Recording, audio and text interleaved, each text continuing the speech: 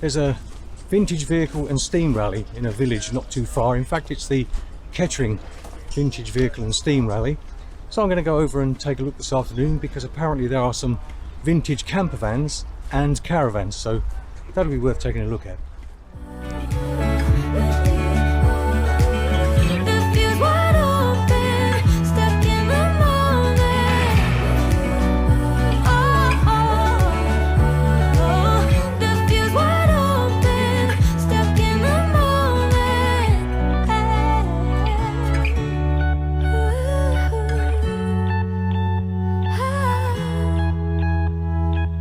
We're Paul and Suzanne, and we'd love you to join us on our days out.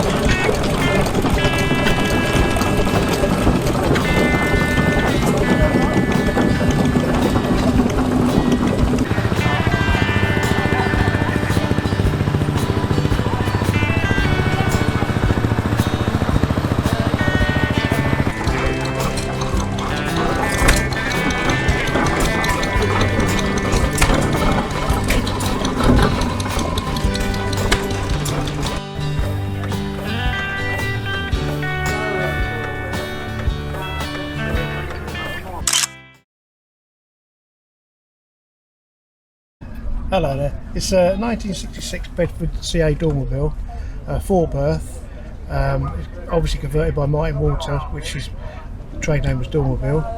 Not much else to say. I've had it since 2009, and I've not done a lot to it really, just kept it basically on the road really as best I can. But they were the pioneers of the main camper vans really. I remember as a child at Wicksteeds Park, and there used to be lots of these and commas, and well, they're basically just a Bedford CA, and it was dormerville who converted into campers. Yeah, that's what the name. But a lot of people back in the 70s and 80s used to call all CAs dormervilles, but they weren't. They was obviously just a commercial vehicle, Bedford CA commercial. Right. It's only when it converted by a dormerville that they became dormervilles. That makes sense. Even camper vans, back in the day, were all called dormervilles, but they weren't. It could be any camper van with that. It's like a generic name, like Hoover for vacuum cleaners, and Hot Point for wash machines. But dormervilles, that's a pure dormerville. That was made by them in Folkestone back in the day, you know. Okay, that's lovely. Do you mind if I take a look around? Yeah, of course you can. Help yourself. So as you can see, even back in the 60s, the vans were pretty much well equipped, much like they are now. And this is a beautiful example. So what's the story with the miniature version? Right, the miniature version, as far as we know, well, I actually owned 3. I sold one, sold 2, and I kept one, and I just recently bought the blue one back, which I thought was mine, but it's not. As far as I know, there was 9 made, and we believe I was made for Blackpool, Pleasure Beach, or that sort of place. And I went around a track. It would have had metal bars around the sides, and we think it had like little motors on it to go around. I was going to say, so it's not a working model. It's oh yeah, it does. One, yeah, it is now. We changed it, so it is. But we think those linked up because they had no brakes, which I don't understand how it worked. But we found out since I owned the first one, that it was made by a company called Supercars, which still exists apparently, and they used to do dodgems and things for fairground rides. And this one, the green one, what happened with the green? I'll show you. Yeah, lovely. This originally was similar to this. It was blue, same as this. It had RAC logos on it. It never had the roof. The roof obviously I put on to match my one. It would have been exactly the same as this one. What we did with that one was we cut the back out. I didn't personally do it, I got someone to do it. Cut the back out to make it into like an adult can sit in it, because obviously you can't get an adult in there really. Yeah. So this is what it looks like now. So you can drive it about. That's lovely. Right, so it's like a disabled running gear underneath it, and I'll show you the running gear. So that's basically, so what you had the roof, you had the seat moved back, Had the roof made. This was off of a fiberglass roof box. Sorry, a lid of a toy box for a Volkswagen. Like they quite a few sort of go around. So we made that into like looks a bit like a dormerville. And then we welded the running gear onto the back off a mobility running gear, so a mobility scooter. So that will literally just drive about 8 miles an hour now. Excellent.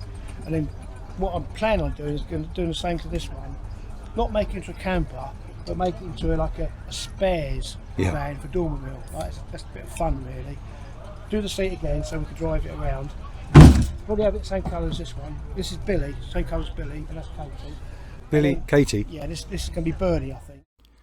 This is a beautifully restored Ford Transit campervan, and from the registration I'd say it's from around about 1968, 1969. I couldn't find the owner or anyone that knew anything about it really. So let's just say it's a beautiful example, and the back of the van is amazing. Pop top roof, a lovely seating area which converts to a bed obviously, and lovely cabinets. And that floor, very 1960s. Right, this is Johnny Elston, a local lad. Hello. And he has got this beautiful combination of a Hillman Husky and the Caravan, which we'll look at in a moment. Tell us a bit about the car then, Johnny. Right, this is a 1960 Hillman Husky Series 2. It was marketed as the double duty Hillman Husky, so it could be used through the week by a businessman, you know, transporting his wares around, and then at the weekend it turns into a family vehicle. So they're a very, very popular vehicle during the day. Not very many left. I think there's only about 15 on the DVI register. Really? And this is a very, very good survivor. It's all in original condition. I've uprated the engine, put a 1600 Minx engine in it to help tow the Caravan. And you do use this to tow that Caravan? Yes, indeed. Yeah, so we went on holiday in it with the Car and the Caravan about 3 weeks ago down to Norfolk. No problems. It's lovely. Amazing. So the car is. So that's its original condition, other than I think you said you replaced the sills? I replaced the sills. Yeah. And I had new buttons made up for the front wings. These here, I had those all made up. Yeah. And you say she's called Fenella. So she's all original, 1960, and she generates a lot of interest, obviously. And we got lots of people say, "Oh, yes, we have one of those," and we went here and we had about 10 people in it, all kids and everything. So there's lots of interest in it from former owners or people like that. And is it the original seats and everything? Yes, everything's all original inside. Let me just rubbish out the way. Lovely. So we have all the ephemera in here from 1960, the same age as the car. And can I just say, that smell in there reminds me of when I was younger. Yes. It's amazing, isn't it? Yes, indeed. And it has, when we bought the car, it had this clock on the dashboard, as you can just see to the left of the steering column. Yep. And I've investigated, and it turns out it's German. It's the cockpit clock from a Messerschmitt fighter. Right. Indeed, yes. Worth quite a bit of money, I've been told. So that's Brings back a lot of memories, that does. Just the actual style and the smell. yes, And this is something that a lot of people are intrigued by. The parking light. People say, "Oh, what's this for?" And then you explain to them that when back in the day, when you parked your car at night, you had to have a light showing. So rather than have your lights, side lights on and flattening your battery, you had these parking lights. do you know, I don't remember that. Yes, and you had to be parked on the correct side of the road, facing the direction of traffic.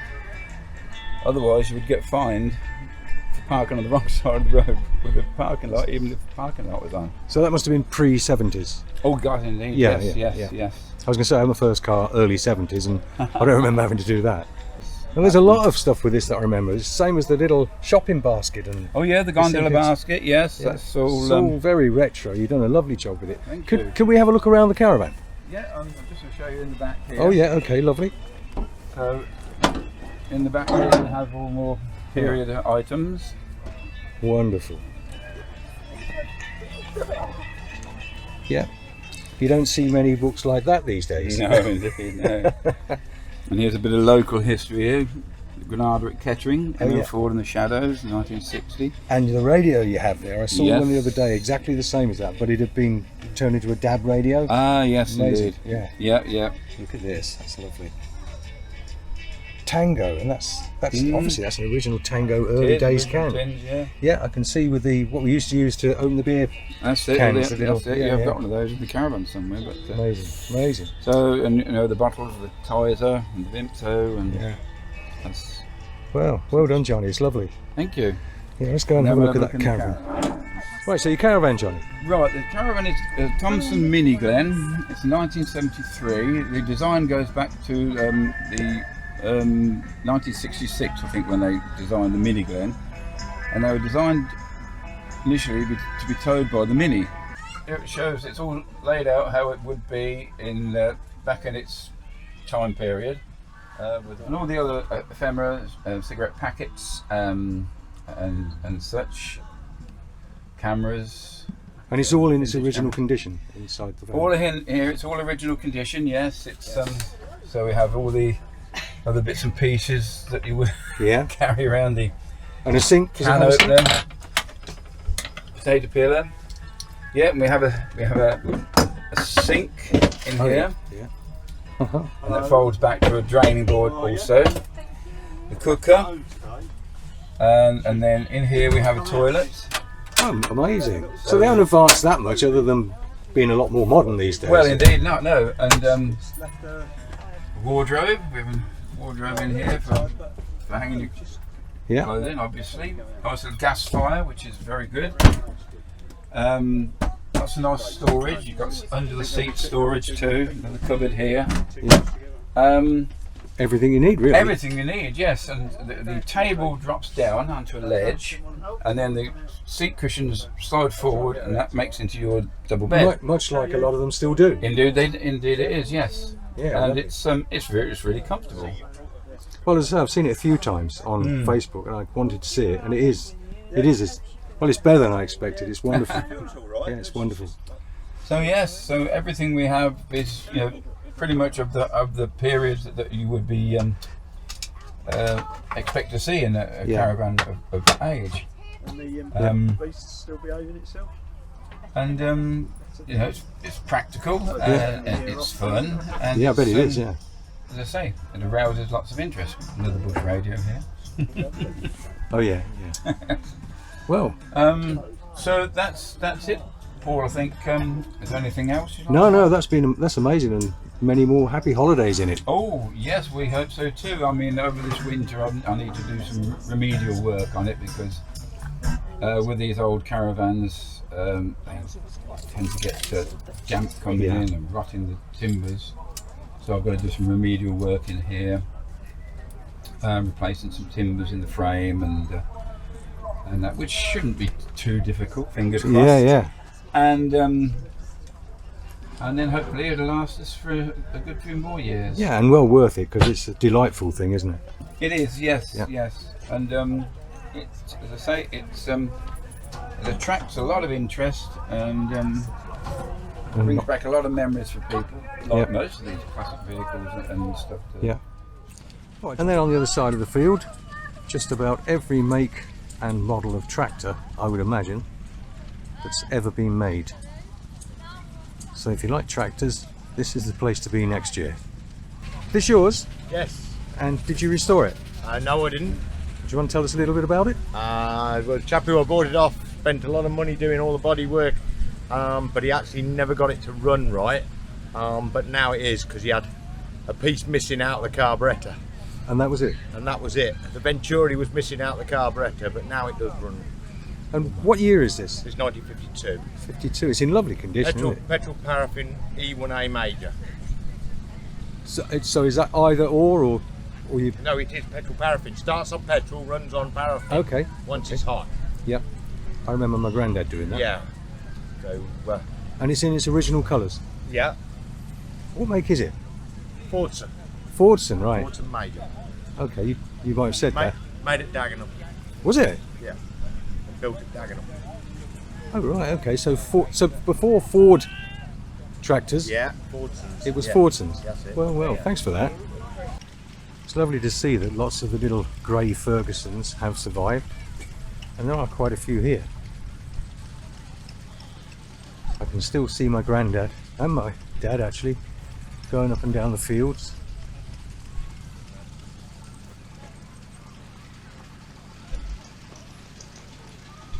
And then look,